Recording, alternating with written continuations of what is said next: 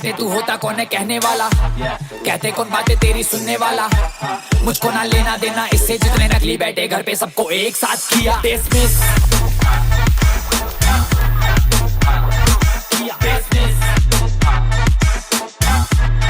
सबको एक साथ किया।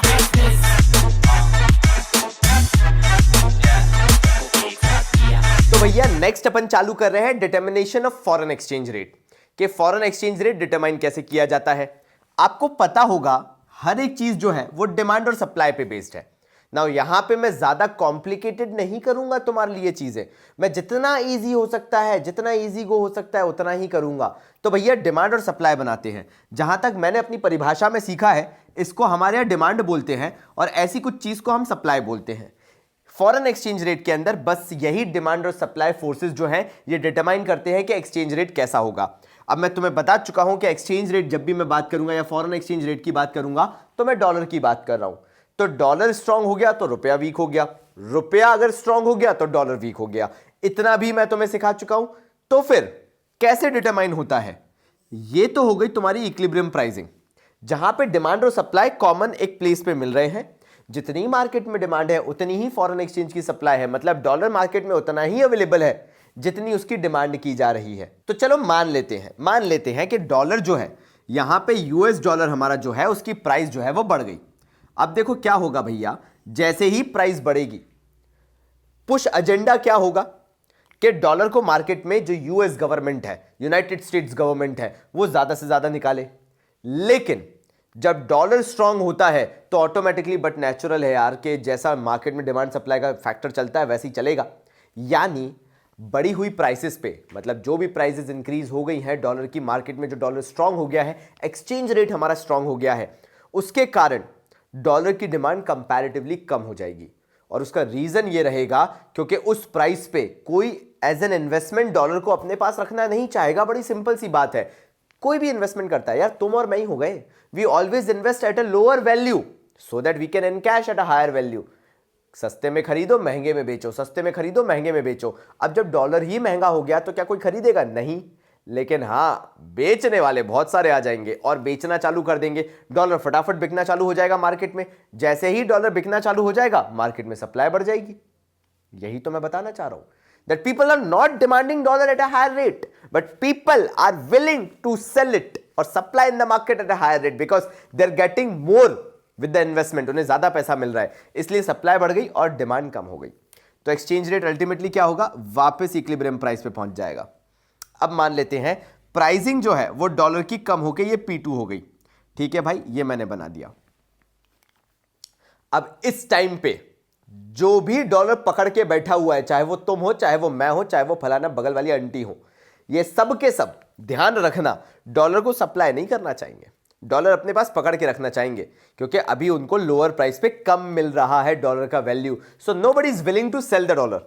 सीधी सीधी बात है अगर इन्वेस्टमेंट जैसे देखा जाए। बट हाँ, एक चीज ध्यान रखना, डिमांड बढ़ जाएगी डॉलर की, बिकॉज एक्सचेंज रेट वीक हो गया है, डॉलर वीक हो गया है। तो मार्केट में लोग जो है वो खरीदना तो चाहेंगे। यानी कहने का मतलब क्या है, ध्यान से सुनना, everybody will be demanding the dollar because they are now getting the dollar at a lesser price. उनका जो लोकल करेंसी है, जैसे हम हो गए, हमारा रुपया हो गया स्ट्रांग। यानी सुनना, यहां पे मैं लिख रहा हूं, पहले हो रहा था भैया कि 71 रुपीज में मुझे $1 मिल रहा था, अब मेरा रुपया स्ट्रांग हो गया है, यानी 70 रुपए में $1 हो गया है। तो भैया मैं तो चाहूंगा ना मैं डॉलर खरीद लूं, सो दैट जब ये वैल्यू आए तो मैं इस वैल्यू पे डॉलर को बेच दूं। तो इसलिए मार्केट में डिमांड ज्यादा हो जाएगी। यानी ये केस है एक्सेस डिमांड का, तो ये केस था एक्सेस सप्लाई का। यहां पे जो इन्वेस्टर्स है they are not willing to sell, instead they are willing to buy. यहां पे हर कोई खरीदना चाहता है डॉलर को, सो दैट उन्हें एज एन इन्वेस्टमेंट बेनिफिट हो जाए। और यहां पे यही होगा कि सप्लाई मार्केट में उतनी हो नहीं रही है, लेकिन लोग भड़ भड़ा के डिमांड कर रहे हैं कि नहीं मुझे भी इन्वेस्ट करना है, मुझे भी डॉलर खरीदना है, सो दैट मुझे उसमें से अच्छा खासा रिटर्न मिल सके। तो ये डिटरमाइन कर रहा है एक्सचेंज रेट को, क्योंकि एक्सेस डिमांड हो जाएगी, सप्लाई उतनी होगी नहीं। तो ऑब्वियसली जब डिमांड ज्यादा होती है और सप्लाई उतनी होती नहीं है तो अगेन करेंसी स्ट्रांग होने लगती है और प्राइस वापस से इक्विलिब्रियम लेवल पे पहुंच जाएगी।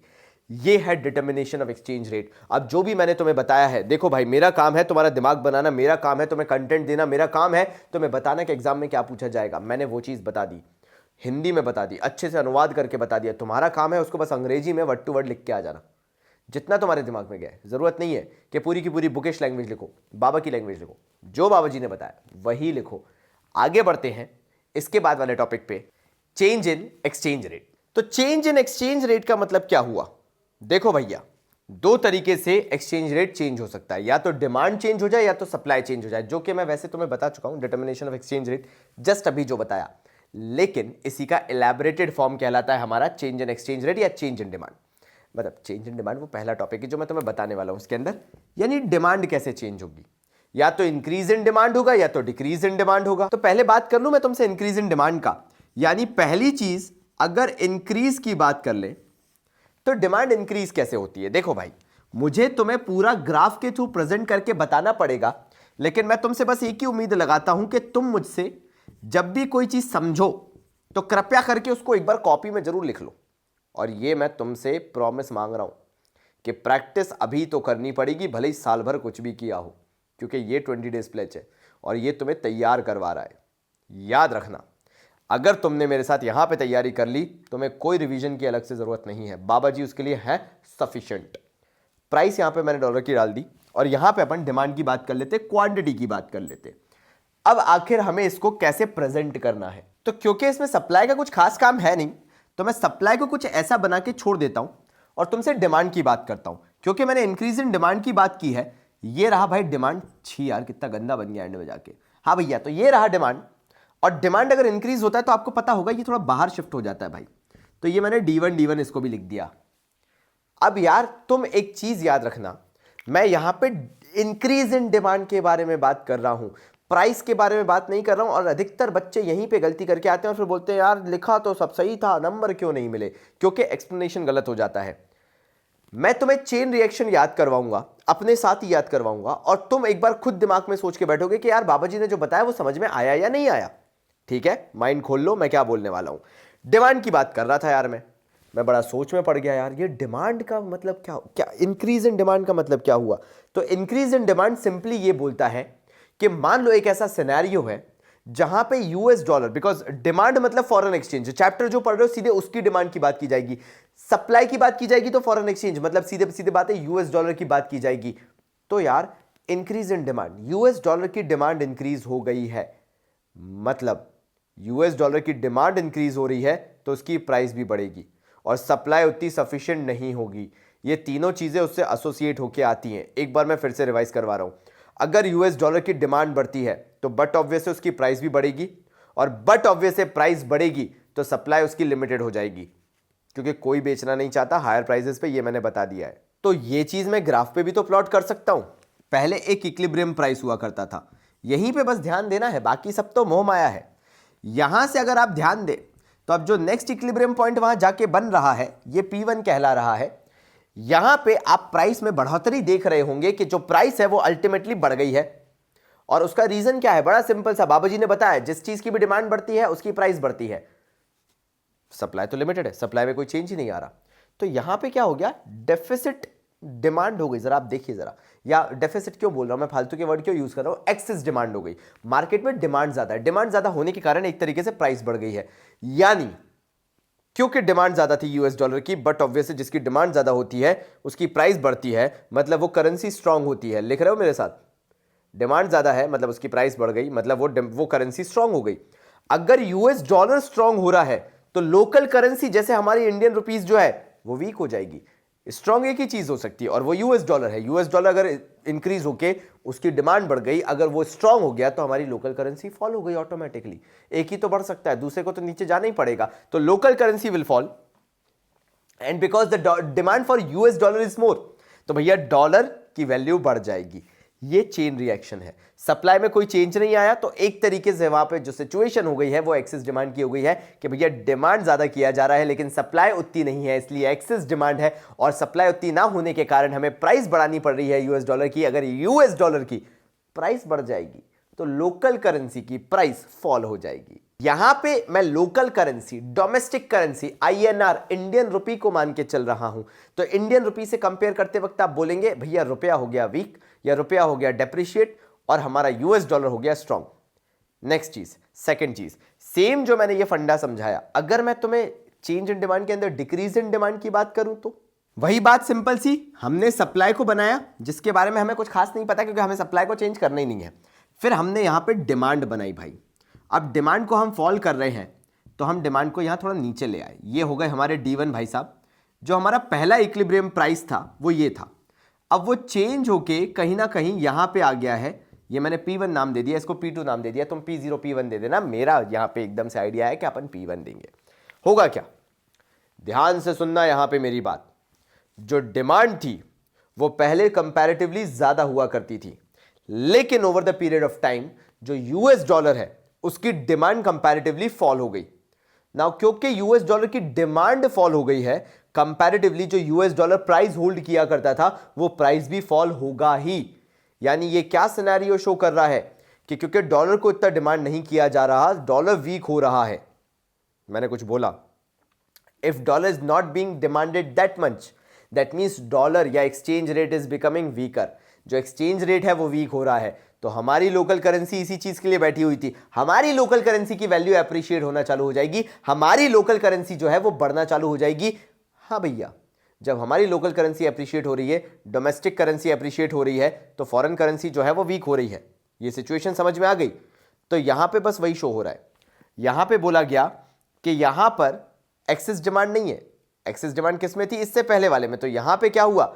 Deficient demand basically. पता नहीं मैंने वो लास्ट टाइम पे क्यों यूज किया था, मुझे भी नहीं पता, लेकिन हां यहां पे डेफिशिएंट डिमांड है। यानी यहां पे उतनी डिमांड नहीं है जितनी होनी चाहिए एक्चुअल में, और डिमांड फॉल हो गई है, अ फॉल इन डिमांड है। और यहां पे सप्लाई वही है, मार्केट में डॉलर उतना ही अवेलेबल है, लेकिन उसके कंपैरिजन में डिमांड उतनी है ही नहीं। क्या करोगे? प्राइसेस कम होना चालू हो जाएंगे। डोमेस्टिक करेंसी क्या होगी? स्ट्रांग होना चालू हो जाएगी, एप्रिशिएट होना चालू हो जाएगी। जैसे हमारा इंडियन रुपी स्ट्रांग हो जाएगा और डॉलर वीक हो जाएगा। चेंज इन सप्लाई के बारे में बात कर ले, क्योंकि मैं कॉम्प्लिकेटेड नहीं बनाना चाहता चीजें, और मैं चाहता हूं कि तुम्हें इजीली समझ में आ जाए। तो चेंज इन सप्लाई कुछ खास चीज नहीं बताता, बस ये बताता है कि सप्लाई मार्केट में बढ़ गई। अभी मैं इंक्रीज की बात कर रहा हूं, मैं इसलिए बोल रहा हूं, ठीक है। इंक्रीज इन सप्लाई, मार्केट में आपने यूएस डॉलर की सप्लाई बढ़ा दी है। मैं फॉर्मेट बनाने, मतलब पूरा जो ग्राफ बनाने वाला हूं ना, मैं उससे पहले तुमसे डिस्कशन कर लेता हूं, सो दैट पता चल जाए कि तुम और मैं सेम पेज पे है या नहीं। अब मुझे बताओ, अगर मैं यूएस डॉलर की मार्केट में सप्लाई बढ़ा देता हूं तो क्या होगा? भर भर के मार्केट में यूएस डॉलर हो जाएगा, हर किसी के पास यूएस डॉलर हो जाएगा। इसके कारण जब एक्सेस सप्लाई हो जाएगी और डिमांड उतनी है नहीं, तो सप्लाई ज्यादा होने के कारण डॉलर की प्राइस पे क्या इंपैक्ट पड़ना चाहिए? बिल्कुल सही, जिस चीज की भी सप्लाई ज्यादा होती है और डिमांड कम होती है उसकी प्राइस फॉल होती है। प्राइस फॉल होना चालू हो जाएगी यूएस डॉलर की, और कंपैरेटिवली हमारी डोमेस्टिक करेंसी की वैल्यू अप्रिशिएट हो जाएगी। नाउ आप मुझसे पूछ रहे होगे यार कि जब हम डोमेस्टिक करेंसी की बात ही नहीं कर रहे तो अचानक से डोमेस्टिक करेंसी का अप्रिसिएशन की बाबा जी आप बात कैसे करने लगे? सीधी बात यह है भाइयों कि जो डोमेस्टिक करेंसी होती है वो यूएस डॉलर से इंटरकनेक्टेड होती है। कहीं पे भी अगर लिखा हुआ आ गया कि यूएस डॉलर हो रहा है वीक या यूएस डॉलर इज डेप्रिशिएटिंग, तो यूएस डॉलर अगर कुछ भी हो रहा है उसके साथ गलत, गंदा, अच्छा नहीं हो रहा, तो डोमेस्टिक करेंसी के साथ जस्ट ऑपोजिट इफेक्ट आएगा, वो अप्रिशिएट होना चालू हो जाएगी, बिकॉज वाइस वर्सा चलता है। ऐसा होता है, ऐसा ही चलेगा। तो यहां पे भी मैंने वही बोला, ये हमारा सप्लाई का ग्राफ है और हमने सप्लाई बढ़ा दी भाई, ठीक है भाई। डिमांड वही की वही है, पहले इक्विलिब्रियम प्राइस ये हुआ करता था। अब अगर आप ध्यान से देखें तो जहां डिमांड को क्रॉसओवर किया जा रहा है, ये P0 हो गया, ये P1 हो गया, आपको दिख रहा होगा कि प्राइस फॉल हो रही है जब मैंने सप्लाई को बढ़ा दिया। आपको पता होगा राइटवर्ड शिफ्ट होता है जब सप्लाई बढ़ती है।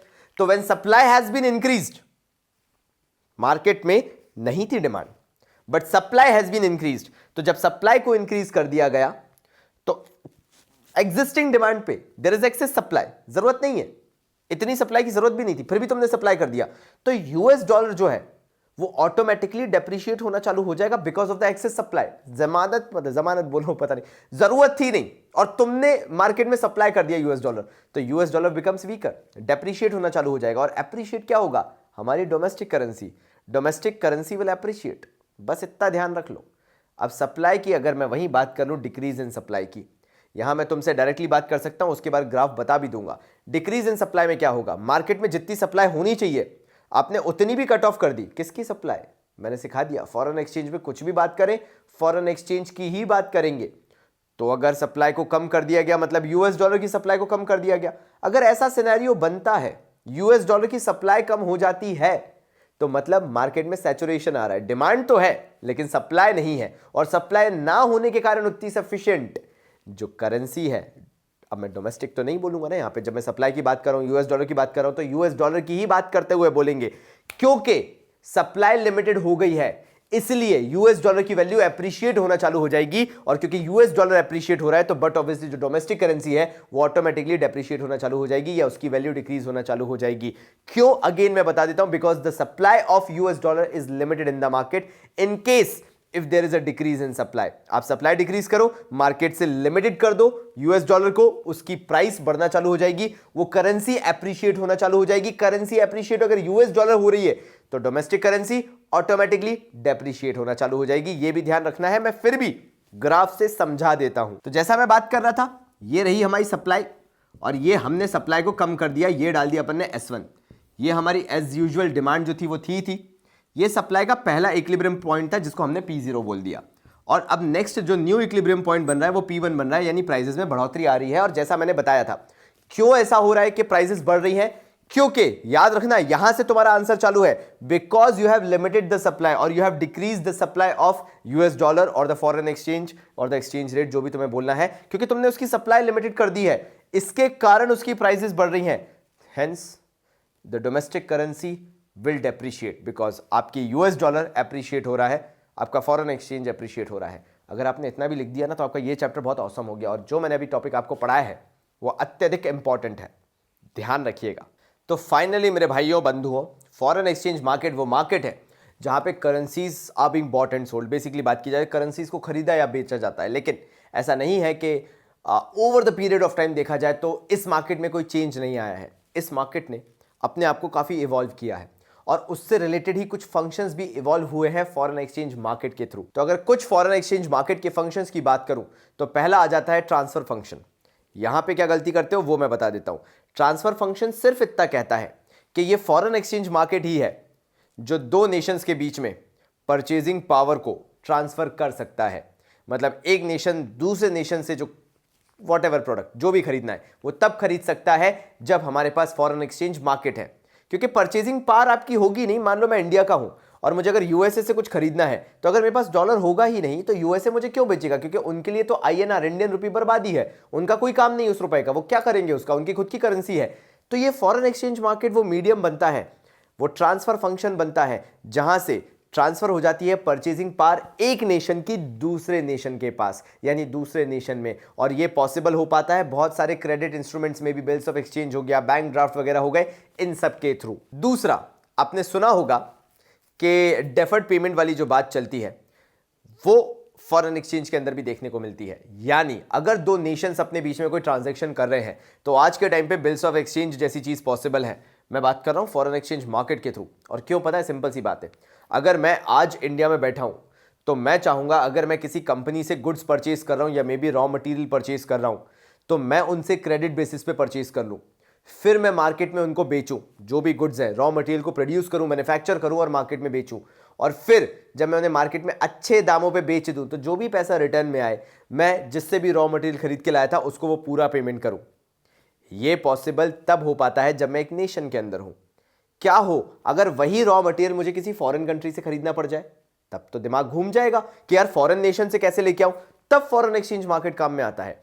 ये क्रेडिट फंक्शन अवेलेबल है, for example bills of exchange वाला, जिसमें 3 महीने का टाइम पीरियड रहता है, एक कंपनी को मिलता है, किसके थ्रू? फॉरेन एक्सचेंज मार्केट के थ्रू।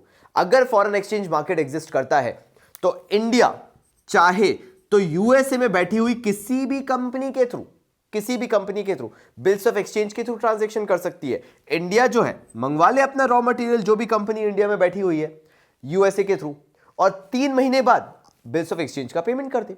ना ये इंस्ट्रूमेंट कहां से एग्जिस्टेंस में आया? Just because of the foreign exchange market. अगर ये नहीं हो तो कभी भी इन दो के बीच में बिल्स ऑफ एक्सचेंज बन ही नहीं पाएगा और ना ही कोई ट्रांजैक्शन हो पाएगा। मेरे ख्याल से आपको यह बात बहुत अच्छे से समझ में आ गई होगी कि हां, फॉरेन एक्सचेंज मार्केट के थ्रू आज के टाइम पे दो नेशंस के बीच ट्रांजैक्शंस होना कितना इजी हो गया। पहला तो ट्रांसफर फंक्शन हो गया, दूसरा उसी के साथ साथ क्रेडिट फंक्शन भी हो गया, और फाइनली इन सब का फायदा उठाते हुए आता है हेजिंग फंक्शन हमारा। ये वही दोस्त है जो सही वक्त पे तो हमारे साथ होता है, बुरे वक्त पे गायब हो जाता है। अब वो तुम जैसे भी समझना चाहो। तो हेजिंग फंक्शन क्या बोलता है? हेजिंग फंक्शन सिंपली एक चीज एक्सप्लेन करते हुए बोलता है कि भैया आज मान लो इंपोर्टर एक्सपोर्टर एक डील में आना चाहते हैं, वो आज एग्रीमेंट कर लेंगे कि भैया गुड्स जो है, हाँ भैया फ्यूचर डेट पे डिलीवर होंगे। जैसे अभी चल रहा है हमारा मार्च का महीना, वो बोल रहे हैं कि नहीं भैया हमें तो गुड्स जुलाई में चाहिए, आप जुलाई में देना। लेकिन वो एग्रीमेंट में आज आ गए कि आज का जो करंट मार्केट प्राइस चल रहा है या जो करंट एक्सचेंज रेट चल रहा है उस पर हमारी डील करवा दो। उस पर वो डील करके बैठ गए। अब फ्यूचर में जब आप गुड्स की डिलीवरी लोगे तो उस टाइम पे जो भी मार्केट प्राइसेस चल रहे होंगे आपको उससे घंटा फर्क नहीं पड़ता। आप तो क्योंकि पहले ही एग्रीमेंट कर चुके हो by the way of hedging function. ये हेजिंग फंक्शन का काम होता है। हेजिंग फंक्शन कुछ नहीं है, it is merely a medium जिसके थ्रू किसी का भी नुकसान ना हो। ये हम पहले ही एग्रीमेंट करके बैठ जाते हैं, पहले ही ट्रांजैक्शन करके बैठ जाते हैं, भले एक्सचेंज ना हो प्राइसेस, लेकिन हाँ एग्रीमेंट जरूर हो गया है। Now this is not a contract, this is an agreement. ये भी ध्यान रख लेना, कॉन्ट्रैक्ट लिख के आए तो गलत कर दोगे, फिर बोलोगे बाबा जी हम तो सही लिख के आए। नहीं भैया, एग्रीमेंट होता है। एग्रीमेंट है टू पार्टीज के बीच में, जो इंपोर्टर एक्सपोर्टर है, कि जो भी फ्यूचर प्राइसेस होंगे हमें कोई लेना देना नहीं, हम तो करंट मार्केट प्राइस पे डील कर रहे हैं, भले ही फ्यूचर की गुड्स की डिलीवरी आप फ्यूचर में करते रहना। That is the hedging function and that is only possible again because of the foreign exchange market, क्योंकि ये बता देता है कि करंट यूएस डॉलर में रुपया जो है अगर भारत के साथ चल रहा है आपका ट्रांजैक्शन, तो क्या ट्रांजैक्शन का रेट है, और इसी बेसिस पे आप हेजिंग फंक्शन को यूज कर सकते हैं। तो आखिरी में मैं आपके साथ kinds of foreign exchange market भी डिस्कस कर लेता हूं जाते जाते, क्योंकि मैं चाहता हूं कि आपको इसके बारे में पता हो। तो यार दो तरीके के मार्केट होते हैं, एक होता है स्पॉट मार्केट और दूसरा होता है foreign market. Now completely strictly यहां पे आपको सिक्योरिटीज की बात करनी है, मतलब फॉरेन एक्सचेंज की बात करनी है, मतलब करेंसीज की बात करनी है, क्योंकि यहां पे इसी के बारे में बात की जाती है। तो स्पॉट मार्केट क्या है? जो रिसीट्स एंड पेमेंट्स होते हैं उनके ट्रांजैक्शंस जो है दो नेशंस के बीच में जहां पे भी चल रहे हैं, या दो बिजनेस हाउसेस के बीच में जो भी ट्रांजैक्शन हो रहा है वो विद इन 2 days निपटा लिया जाएगा। So settlement of transaction takes place between a day और 2, 2 दिन के अंदर अंदर पूरा सेटलमेंट हो जाएगा। यहां पे रिसीट्स और पेमेंट्स जो है, यानी अगर पेमेंट करना है तो आपको पेमेंट 2 दिन के अंदर करना है, रिसीट से मतलब पैसा मिलना है तो 2 दिन के अंदर मिल जाएगा। इसलिए इसको स्पॉट एक्सचेंज भी नाम दिया जाता है, या फिर करंट रेट ऑफ एक्सचेंज के नाम से भी तुमसे क्वेश्चन पूछा जा सकता है। भाई यहां पर ट्रांजेक्शन जैसे ही सेटल आउट हुआ, इसको स्पॉट मार्केट का नाम दे दिया गया। अब ऐसा नहीं है कि ट्रांजैक्शन सेटल आउट होने के साथ उसको नाम दिया जाएगा, लेकिन हाँ बात को तुम समझ गए कि स्पॉट मार्केट कहता ही यही है कि transaction should be settled with in a day और 2, या 2 days के अंदर ट्रांजैक्शन जो है वो फुल एंड फ्लेज फाइनल हो जाना चाहिए। यही स्पॉट मार्केट है। मैं यहां पे बात सिर्फ और सिर्फ करेंसीज की कर रहा हूं, इस चीज पे हमेशा ध्यान देना। तो भैया फाइनली फॉरवर्ड मार्केट क्या है? Buying and selling of currency on a specified date in future but agreed upon today. अब मैंने अंग्रेजी में तो बोल दिया, अब मैं हिंदी में समझा देता हूं। फॉरेन करेंसीज को बाय एंड सेल किया जाता है, ये तो आप भी जानते हो, स्पेकुलेशन के पर्पस से। फायदा कमाना है कि नहीं कमाना है, तो बाय एंड सेल जो किया जाएगा इसका सेटलमेंट होगा फ्यूचर डेट पे। मतलब तुम्हें बाय करना है करेंसी, फ्यूचर डेट पे जाके बाय करो, सेटलमेंट फ्यूचर डेट पे होगा। सेल करना है फॉरेन करेंसी, फ्यूचर डेट पे होगा। लेकिन फॉरवर्ड मार्केट का एसेंस कहां आता है कि ये जो भी buying and selling future date पे होगी, इसका सेटलमेंट, नॉट सेटलमेंट, इसका एग्रीमेंट अभी हो जाता है। Agreed today will be settled on a future date. ये लिख लेना भाई, agreed today will be settled on a future date, by settle date पे, फ्यूचर डेट पे। समझ गए? सेटल डेट मतलब जो भी फ्यूचर में तुमने सोच लिया है, सेल सेम वही फ्यूचर डेट पे जो भी सेटल डेट है तुम्हारी। लेकिन दोनों में एग्रीमेंट अभी होगा। जो भी एग्रीमेंट हो गया उस बेसिस पे होगा। फर्क नहीं पड़ता कि फ्यूचर में करेंसी की वैल्यू क्या चल रही थी, तुम पास्ट में जो भी एग्री कर चुके हो उस पर तुम्हें करना है ट्रांजैक्शन। ये फॉरवर्ड मार्केट का एसेंस है, यही फॉरवर्ड मार्केट है। आज सेटलमेंट करो, आज बताओ, आज एग्री करो, बेसिकली सेटलमेंट तो ना करो बट आज एग्री कर लो और फॉरवर्ड फ्यूचर डेट पे सेटलमेंट कर लो। फाइनली ये चैप्टर जो है ये अगेन ये मांगता है कि तुमने इसमें टाइम कितना दिया है। अगर ये 2 वीडियोस जो 2 पार्ट में तुम्हारा फॉरेन एक्सचेंज आया है, अगर तुमने इसको 100% कर लिया है तो तुम्हारे मार्क्स कहीं नहीं जा रहे हैं, तुम 100% स्कोर करोगे। लेकिन एक बार खुद से बैठ के स्क्रूटनी कर लेना कि तुम्हें कितना आया है, थोड़े से नोट्स वगैरह बना लेना। तब तक अगले वीडियो में मिलूंगा बाबा जी की तरफ से। धन्यवाद। कहते कौन बातें तेरी सुनने वाला, मुझको ना लेना देना इससे, जितने नकली बैठे घर पे सबको एक साथ किया डिसमिस।